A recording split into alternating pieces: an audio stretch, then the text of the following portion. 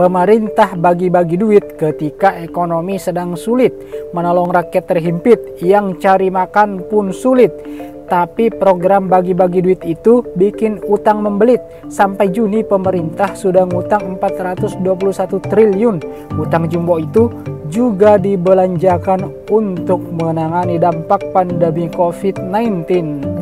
Biasanya orang bagi-bagi duit kalau memang lagi banyak duit. Kalau surplus, lah ini APBN tengah defisit. Tekor, kas negara bolong, harus ditambal dengan utang. Lantas, kenapa negara menggaji pekerja swasta? 13 juta orang dapat cash transfer Rp600.000 per bulan selama 4 bulan. Kalau negara bokek, kenapa harus repot-repot kasih uang ke rakyat kendati pontang-panting ngutang? Mari kita lihat dan telaah dari aspek makroekonomi. Yang harus dipahami, ekonomi Indonesia digerakkan oleh konsumsi. Konsumsi bahkan berkontribusi 57% terhadap kue ekonomi nasional.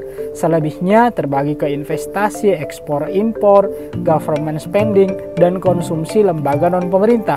Kalau konsumsi mandek, kalau rakyat tidak belanja, wassalam ekonomi anjlok. Itulah yang terjadi saat ini. Perekonomian minus karena aktivitas konsumsi kendor sejak corona menerjang jutaan orang kehilangan pekerjaan, kena PHK atau dirumahkan tanpa gaji. Efeknya daya beli merosot tajam. Bantuan Rp600.000 per bulan itu diharapkan membantu agar kita tetap konsumtif. Royalitas masyarakat adalah denyut jantung vitalitas ekonomi. Makin royal kita belanja, makin baik bagi kesehatan perekonomian. Masalahnya, seberapa ampuh bantuan itu menolong? Sementara nafas keuangan negara sudah tersengal-sengal. Di saat yang sama, penanganan corona makin runyam. Spektrum penyebaran bertambah luas. Bahkan muncul klaster perkantoran dan mal. Kasus harian stabil di atas angka 1.000 setiap hari.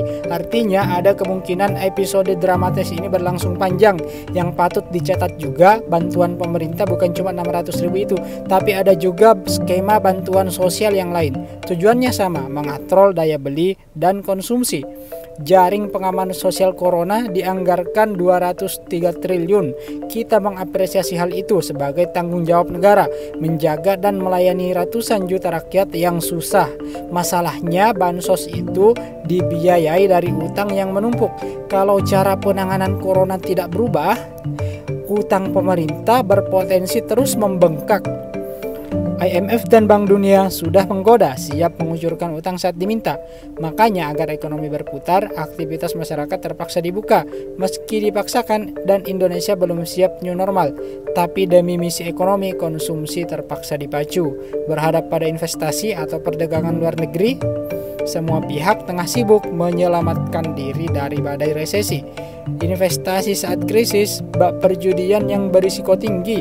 Para investor memilih wait and see, pemerintah mana paling cekatan mengendalikan pandemi. Karena ketidakpastian adalah musuh para investor. Maka bagi pemerintah yang bisa diandalkan agar ekonomi bergerak dan terhindar dari resesi adalah konsumsi rumah tangga. Rakyat diharapkan jadi pahlawan berkocek.